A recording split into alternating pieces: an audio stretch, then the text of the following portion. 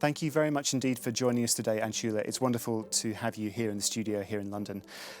Wanted to start off talking about the World Bank's new funds chain blockchain project, which has just launched. Can you tell us a little bit more about this project and what it's designed to accomplish? It's a pleasure for me to be here, John, and talking to you. You know, Funds Chain is an end-to-end digitized blockchain-based platform. What's it designed to do is track online, have an immutable digital record of all the disbursements that we make during a project, the lifetime of a project, from starting from the first till the time it is finally repaid.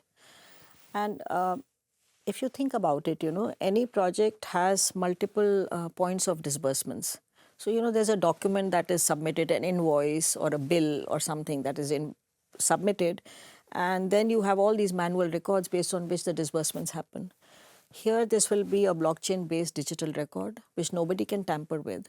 Everyone can have access real time to it, all stakeholders.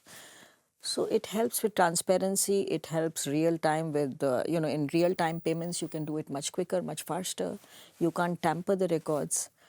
And in many ways, I would say it helps in public finance management, transparency. And so, for instance, let me give you an example. If a vendor submits an invoice, everyone can see that he submitted an invoice and it has to be paid.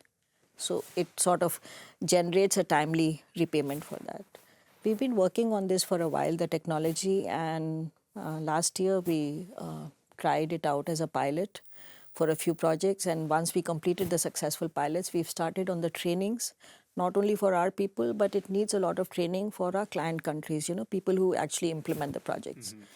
It'd be great to hear some of, with those trials, how they went and, what the successes were and, what the difference, what difference it achieved compared with previous systems used. The trials went reasonably well, and there's been a great response. Actually, our client countries, the people are very happy with it. They're already starting to think use cases for it in their parts of, their work, which is not even related to the bank. But more than that, every project gets audited. There is an audit trail that has to be audited by their auditors, the country auditors. It takes a lot of time and effort to create all those records, the manual records and bookkeeping and the paperwork, and then the auditor audits. It creates a huge amount of efficiency in the system.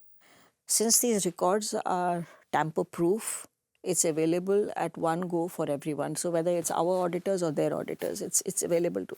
Time-saving, efficient, and I think ultimately it's going to really help us with the data eventually that we'll get in procurement processes, public finance management, transparency, and all the good things that come with it. And do these projects, the trial where you've been trialing, are these in sort of low-income markets where technology is not so widespread? Have you achieved successes there as well?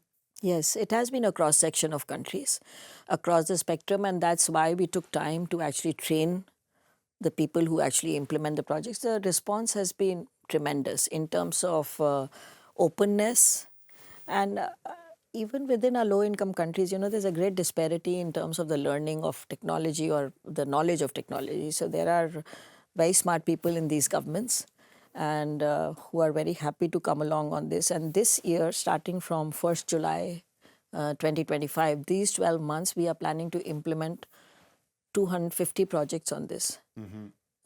So it's going to make a really world of difference in terms of efficiency of how they run the World Bank projects, how they mine the data, how they can oversee where every dollar from World Bank borrowing, how it's going and how it's being used. So it's going to be helpful for them. And we have an extensive now program. We've got a training program where we are training our own people, but train the trainers and then in turn train the government counterparts. Very good. Well, we look forward to hearing about the progress of the project going forward. Thank you again to Anshula, and thank you very much indeed for watching today. For more analysis on the topics discussed in these conversations, please do visit thebanker.com.